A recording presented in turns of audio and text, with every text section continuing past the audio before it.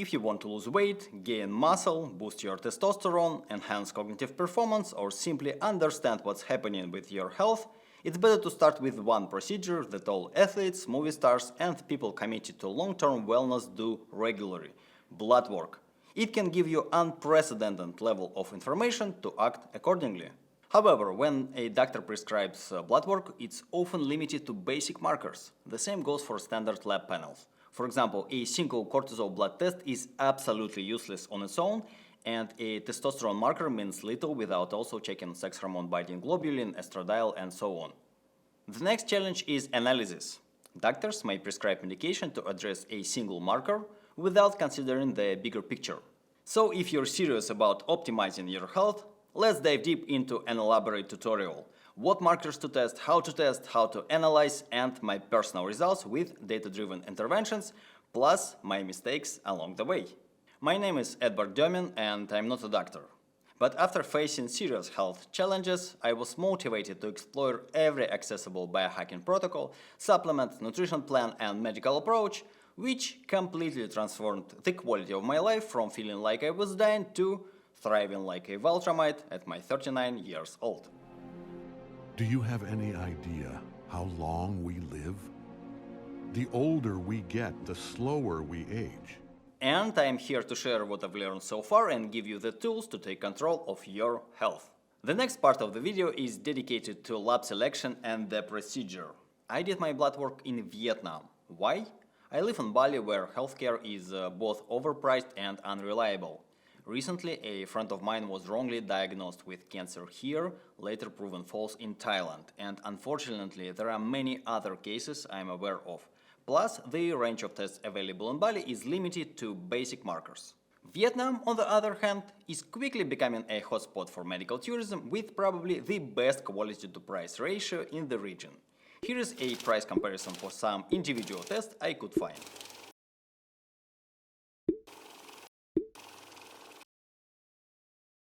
As you can see, it's actually cheaper to fly there and get your labs done than to do it in Bali. A friend of mine, a former microbiologist, Anton, hi and thanks for the advice, recommended a lab called DIAG or DIAG.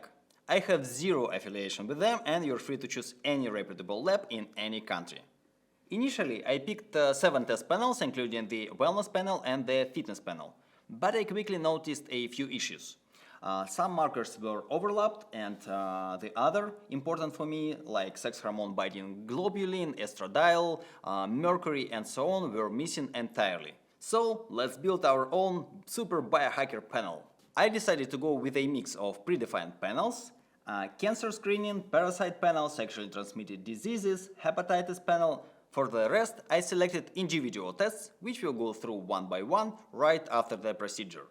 And feel free to use my full test list for free from the link in the video description. And if you do, please drop a comment and like. Booking was pretty straightforward. I texted the lab's Facebook Messenger, sent them a Google Sheet with all the tests I wanted and received a registration code. That's it. With that code I could walk into any DIAG lab anytime. Pre-test instructions. After registration, the lab sent me a list of do's and don'ts. Pay close attention to these, they matter. Let me rephrase some of it. First, stop heavy lifting 3 days before you're a gym junkie. If you train hard the day before the test, your blood markers can change dramatically. For example, inflammation markers will spike, which is a normal response to muscle damage and hypertrophy, but you don't want to mess up your result with that spike. And if you're dealing with a viral infection, flu, or taking meds like antibiotics or anti-inflammatories, wait at least 2 weeks after full recovery. Fast for at least 12 hours prior, simply no dinner the day before. And absolutely no alcohol for 24 hours before testing. Remember, the goal of blood work is clean, accurate data. There is no point doing it at all if you're going to skew the results by breaking a few simple rules. Always do blood work at the same time of day, and I mean not just morning, but the exact hour. Many markers follow the body's daily circadian rhythms, so consistent timing is crucial for comparable results. And if your previous results were in microgram per deciliter and now you see millimoles, you can easily Google an online converter for each marker or ask AI to convert it. I arrived in Vietnam a day before the test. I skipped dinner. Around 8 a.m. I was in the lab. They printed my test list and we manually cross-checked everything. Correct. Okay, yeah, your turn. One item was missing, so we added it. They handed me 3 containers, 2 for urine, 1 for stool. I collected the urine samples right at the lab's toilet, then they drew blood. The stool sample I brought back later, along with a second blood draw in the evening to measure PM cortisol. Why 2 cortisol tests? I'll explain it in the hormone section, and actually it was a mistake, but we'll see it later. And that's it. I started receiving results the same day, and everything was ready within 48 hours, except mercury, which took about a week. My total expenses: lab test, $300, insanely cheap assuming the amount of tests. Two-way flight, $200, nice apartment, $80 for 3 nights. Okay, let's dive into the results. After 6 months of pretty extreme biohacking protocols and diet, everything comes down to a single set of hard data. Honestly, I'm a bit nervous. But not for my results, rather it's my first video in English.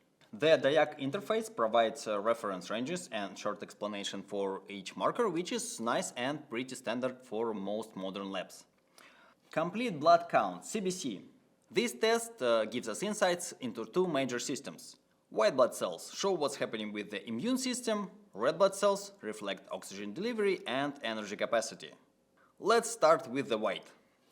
My results: low neutrophils, high lymphocytes and high monocytes. According to a doctor consultation, and yes, cross-checked with a couple of AIs, this combo could mean a recent or recovering viral infection, like flu, cold or COVID. So my body is likely in recovery mode from an immune challenge. And I did have a strange flu 2 weeks before the test, so these results make perfect sense. Also, combination of low neutrophils, high lymphocytes and high monocytes can be a sign of chronic inflammation and stress. Later in the video we'll cover inflammation and stress markers. Just a quick disclaimer. I use AIs to help interpret and cross-check my results, but I never make health interventions based on AI alone. Please always double-check findings with medical professionals and peer-reviewed data. Now let's break down the red blood cells. Hemoglobin. It's the protein that carries oxygen and carbon dioxide in the blood. It's a component of red blood cells and it's the reason our blood is red. Higher levels mean better oxygen delivery and better performance. However, abnormally high levels can be a sign of dehydration. It's also high if you have sleep apnea. The body tries to compensate by increasing hemoglobin. In my case, it's probably due to regular breath work, which also pushes the body to adapt. Hematocrit tells us what percentage of our blood volume is made up of red blood cells.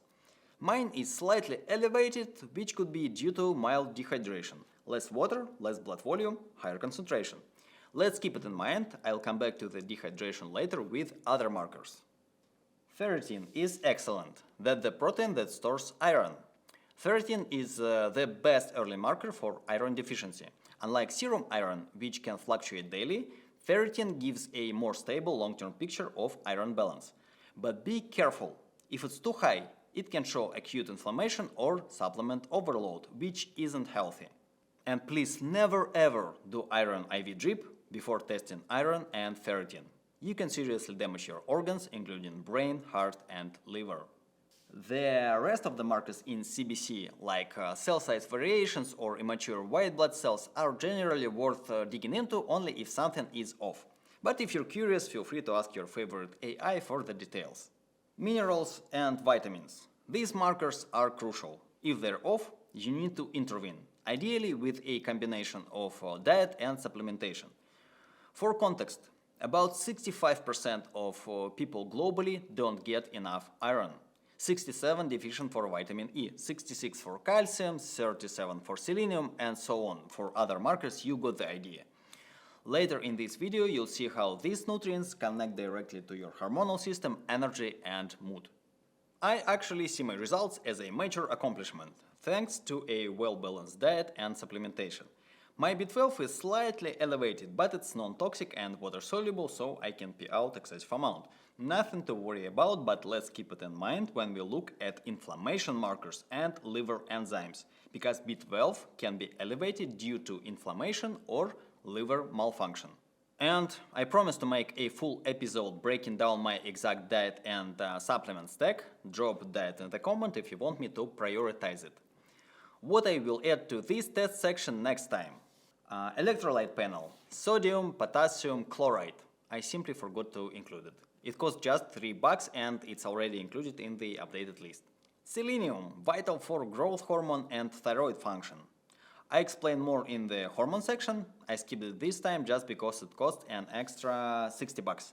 But if budget allows, it's worth including. Omega-6 to omega-3 ratio, another key inflammation and brain health marker, also not available at DIAC. Moving on, diabetes, or as I prefer to call that section, blood sugar and metabolic health. I remember to think positively. I can't stress this enough, how insulin sensitivity and fasting glucose are crucial for long-term health and performance. Why?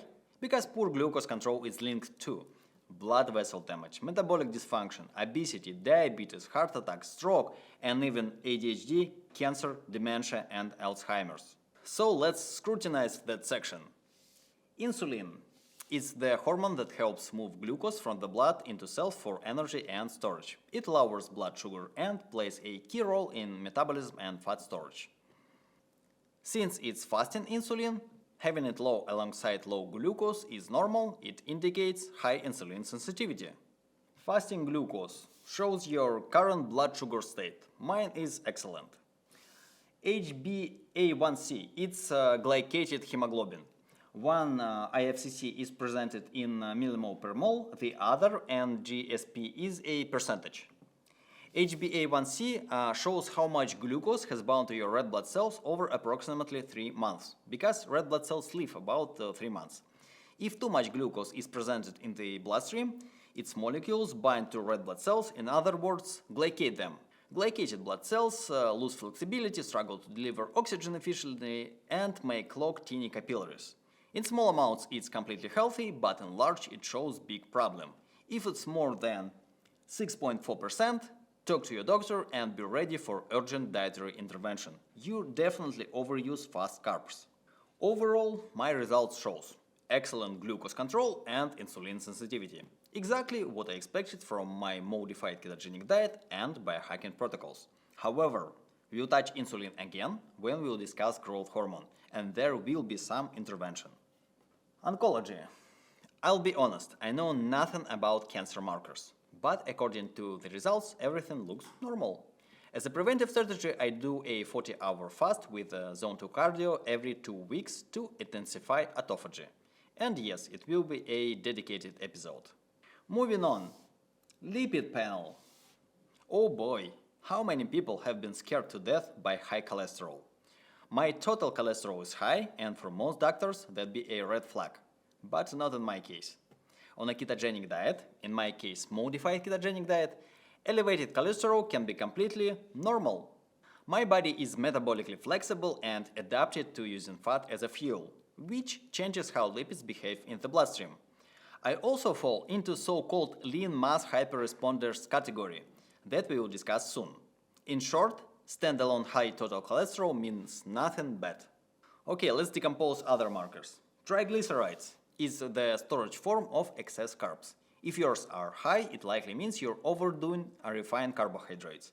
High triglycerides above 150 mg per deciliter plus high fasting glucose above 100 mg per deciliter means mitochondrial dysfunction and potential pre-diabetic state. That combo needs immediate intervention. HDL-C, high density lipoprotein, often called good cholesterol. Mine is at a solid level. Quick clarification note. There is no good or bad cholesterol. It's the same cholesterol molecule, but cholesterol is a lipid, so it's hydrophilic, which means not water soluble. So to carry it around through the bloodstream, our body encapsulates it, packages it with polylipoproteins, named shortly ApoA, ApoB, ApoC, ApoE. High-density lipoprotein, HDL, is ApoAI or ApoC. Usually tests include LDL-C, low-density lipoprotein cholesterol. That has long been labeled as bad cholesterol because it can penetrate arterial walls, it becomes oxidized, triggering an immune response, macrophages, immune cells engulf it, forming fatty streaks, and this can turn into plaque, increasing heart disease risk. But LDL-C doesn't count the actual number of potentially harmful particles. That's why I measured ApoB instead. It measures all particles that can cause risks. LDL, VLDL, very low density, IDL, intermediate low density, LPA, similar to LDL but with an extra protein, because each of them contains ApoB molecule. They are also called atherogenic particles. To simplify all the above, ApoB is just more reliable marker than LDL-C. It counts more potentially harmful particles in the blood. And I want to emphasize potentially harmful. As I mentioned before, some new research show that in a subgroup called lean mass hyperresponders, elevated ApoB may not lead to plaque building and can be considered healthy. If you're curious, check the link in the video description. Thanks to Nick Norwitz and Physionic Channels for excellent explanation how it works. Important disclaimer. That information is now debatable. Scientists are analyzing new data right now and arguing. I hope when I do next blood work, there will be more reliable data and I can update that statements. My ApoB is within the range 123 mg per deciliter, but on the higher end. The range is 60 to 140. That number can be dangerous if other markers are also high, like inflammation markers. So let's move on to high sensitivity C-reactive protein, or shorter hsCRP. It's basically a gold standard for systemic inflammation and a strong predictor of heart attacks and strokes. Mine is low, which is excellent. But heads up, hsCRP can spike after intense workout, especially heavy lifting, which is completely normal. Remember, you should avoid training at least 3 days before the test. To sum up my cardiovascular risks. Yes, my total cholesterol is high and ApoB is on the higher end, but triglycerides are normal, fasting glucose is low, HDL-C is good, hsCRP is low. Overall, I'm not just fine, I'm thriving despite high total cholesterol. Red flags to watch for. If your cholesterol is high and your ApoB or LDL-C, whatever you measured, is high, and any of these are also elevated, fasting glucose, fasting insulin, triglycerides, hsCRP, that'd be a red flag. Consult your doctor and be ready for an immediate dietary intervention. The only intervention I see suitable in my case is to support HDL-C level by adding to my diet healthy sources: pumpkin seed oil, extra virgin olive oil and flaxseed oil. We'll see in 6 months if it makes any changes. Moving on, creatine kinase is an enzyme found in the heart, brain and skeletal muscles. Elevated levels can signal muscle damage or inflammation, but this is also a normal part of recovery after intense exercises, similar to hsCRP, remember? So, quick tip for high performers. If you have quick access to a lab, you can monitor creatine kinase to check if you're recovering adequately. Abnormally high levels before training indicate insufficient recovery, so consider extending rest periods or lowering workout intensity. Moving on, homocysteine is a waste product your body makes when it breaks down a protein building block called methionine, which you get from foods like meat, eggs and dairy. You eat protein, your body uses methionine, and homocysteine is what's left over. Normally, your body cleans it up and recycles it using vitamins B6, B9 and B12. But if you're low in these vitamins or your body is under stress, homocysteine can build up and that's a problem. It can damage blood vessels, increase oxidative stress, rise inflammation and increase risk of heart disease and even disrupt testosterone production. What can cause high homocysteine levels? B vitamin deficiency, high protein intake without enough B vitamin, kidney dysfunction, alcohol, smoking and inflammation. I genuinely regret the times in my life when I drank like a fish and smoked. It was dumb. I'm sober now, so my homocysteine is cool, despite my high protein diet more than 2 grams per kilo of my body weight. Moving on, kidney function. Creatinine. For the general population, high creatinine levels can be a red flag for kidney dysfunction, but not in my case. I take 10 to 20 grams of creatine monohydrate daily. It's one of the most studied and safest supplements with proven benefits.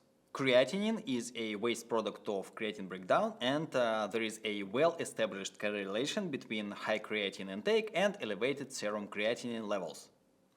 I also lift heavy, and increased muscle mass naturally raises creatinine levels, which has nothing to do with poor kidney function. eGFR, estimated glomerular filtration rate, is a calculated value that estimates kidney filtration efficiency. And yes, it's also based on creatinine level, so if creatinine is elevated, eGFR appears lower. Next time, I will also test cysteine C. It's another kidney efficiency marker, and it's independent from creatine intake and high muscle mass. So it will help to analyze kidney function with skewed up creatinine level. I already added into test list. Now let's check other kidneys related markers. Uric acid is a byproduct of purine metabolism. Purines are part of our DNA and RNA and help your cells function. We synthesize purines and get them from food, like mainly from red meat, organ meat, and fish. When our body breaks down purines, it creates a waste product called uric acid. Normally, kidneys filter out uric acid and remove it through urine. But if our kidneys can't keep up with the amount of purines we consume, uric acid can't build up. That can lead to kidney stones or gout. High uric acid is also linked to insulin resistance, obesity, and hypertension. DIAC shows normal for my number, but let's Google the range.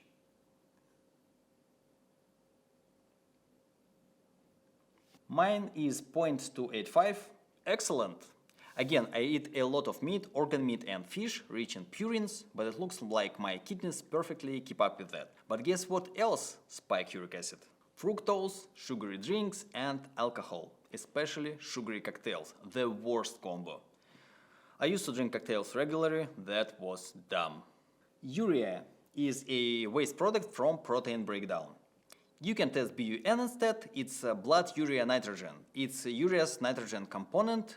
Urea number is approximately BUN multiplied by 2.14. My BUN is 19.47 milligram per deciliter. They don't show a range again, so let's AI or Google it. Within the normal range, but it's right at the upper limit, which can be a sign of dehydration or kidney problems or high protein intake. As I mentioned, I do consume a lot of protein, but my uric acid is normal, so I assume dehydration. But before jumping into any conclusions, let's have a look at albumin. It's one of the most important markers, especially for high performers, because it has a lot of extremely important functions. Maintains blood volume and osmotic pressure, transport hormones, fatty acids, calcium, and other nutrients. You'll see in the hormone section again, it also carries testosterone. Acts as an antioxidant and pH buffer. If it's low, could mean inflammation, poor protein intake, liver issues, or insulin problems. If it's high, possible chronic dehydration. My albumin is within range, but close to the upper border. My hematocrit is also slightly high. Remember, from complete blood count, it also can be elevated due to dehydration, less fluid, more concentration. Unfortunately, I didn't test electrolytes this time, my bad. Sodium would have given me more clear hydration picture. But even without sodium, elevated albumin, hematocrit, and urea show that it's likely a combo of mild acute and chronic dehydration, which easily can be due to my lifestyle. I hit the sauna 4 to 5 times per week, I train hard 4 to 5 times a week, and I live in a very hot climate. So my intervention focus more on hydration. Now I carry a bottle of water everywhere. I also drink young coconut water daily. It's a beautiful natural pack of electrolytes. Important note, my albumin, urea, and hematocrit are technically normal, but they're pushing the high end of the range. When analyzing blood work, don't just ask, is it normal? Look at where it sits within the range, especially if you aim for high performance. A result near the edge could signal a trend, especially when combined with other markers. In my case, it looks exactly like chronic dehydration. One more cool combo. Albumin, urea, and total protein can give us a nice breakdown of protein turnover. We can play with some scenarios. Please understand that it's convenient oversimplification. In case of any abnormality, it's better to consult with medical professional. For example, If albumin and protein are low but BUN is high, you're likely eating not enough protein, very common in Bali with its vegan trend. Or if your albumin is high and urea or BUN is high, but total protein is normal, it's likely chronic dehydration, which is apparently my case. Big thanks for Andy Galpin for drawing my attention to albumin and that cool combo. I also put the link to his video in the description. It's probably the deepest I've ever encountered. Moving on, digestive system. Bilirubin, total and indirect. Whoops, mine is elevated. Bilirubin is a waste product from breaking down red blood cells. What can trigger high bilirubin? Fasting or intermittent fasting. I do 40-hour fasting twice a month. Check. Intense exercises. Check. Dehydration. Possible. Check. Illness or infection. 2 weeks before the test. Check. Alcohol or medication. Not anymore. I'm proudly sober. My childhood medical records are gone. They were paper-based, but I recall my doctor noting high bilirubin back then. Since I have elevated bilirubin since childhood, it's probably Gilbert's syndrome, a genetic trait where the liver clears bilirubin more slowly. My direct bilirubin is normal, meaning liver function is fine. My indirect bilirubin is high, which is a common sign of Gilbert's. Important note, if you ever see out-of-range results, don't panic. It might just be your genetic baseline, but always track how things change over time. So we'll see bilirubin in 6 months. Moving on, liver enzymes, ALT, AST, GGT, ALP. These reflect liver function, bile flow, potential liver damage. My levels are good, and remember my elevated B12. In case of liver damage, one of these enzymes would be off, but now I'm reassured that my liver is fine. Moving on, hepatitis. All clear. I tested just for peace of mind. Glad everything is okay. Okay, I think it's a lot of information. Let's scrutinize other markers in the next video. I think I can record and edit it within 1 week, so stay tuned. And thanks for taking active steps to improve your health.